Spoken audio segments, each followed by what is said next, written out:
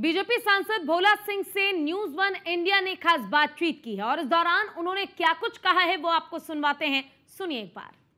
हमारे साथ बातचीत करने के लिए बीजेपी सांसद भोला सिंह जी हैं। सर, जिस तरीके से ऑपरेशन सिंदूर सफल रहा है उसके बाद अलग अलग तरीके कहीं ना कहीं निकलकर सामने आ रहे हैं और उत्तर प्रदेश सरकार ने एक बड़ा ही अच्छा इनिशिएटिव लिया है कि अब सिंदूर दान भी बेटियों को दिया जाएगा जब सामूहिक विवाह होंगे।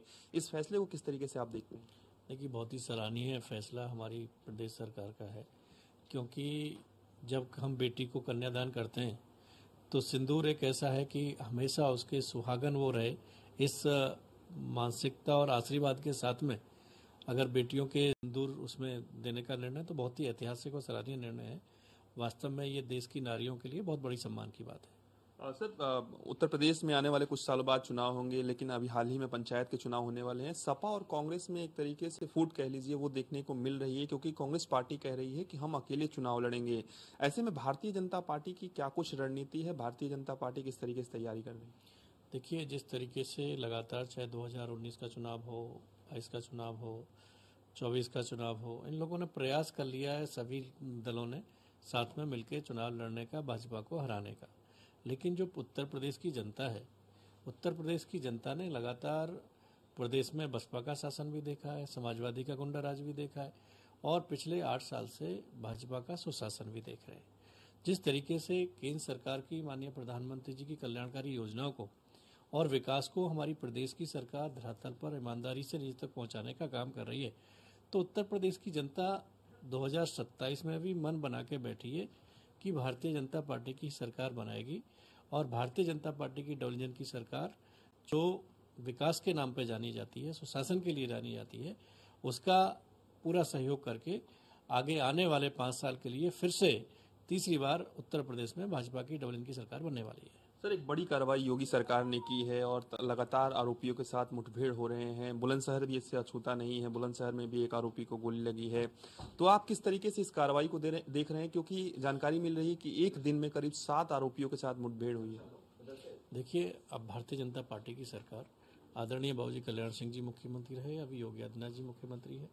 गुंडों का सफाया, गुंडागर्दी से मुक्ति, भयमुक्त शासन, ये भाजपा के संकल्प पत्र में भी होता है और उसको हम धरातल पर करके भी दिखाते हैं। कोई भी गुंडा, कोई भी माफिया, कोई भी किसी तरह का घटना किसी निर्दोष व्यक्ति के साथ प्रदेश में नहीं होगी। इस संकल्प को लेकर हमारी सरकार काम कर रही है। कोई व्यक्ति बख्शा नहीं जाएगा। तो निश्चित ही बहुत अच्छा शासन, सुशासन उत्तर प्रदेश में पिछले 8 साल में योगी जी के नेतृत्व में देखने को हमको मिल रहा है। एक अंतिम सवाल रहेगा सर, एनडीए के साथ 11 साल पूरे हो गए भारतीय जनता पार्टी के। ऐसे में कई कार्यक्रम भी तय किए जाएंगे और कई जिम्मेदारियां भी आप लोगों को दी जाएगी। ऑपरेशन सिंदूर के बारे में भी आप लोगों को बताना है। किस तरीके से आपकी तैयारी है अपने क्षेत्र में?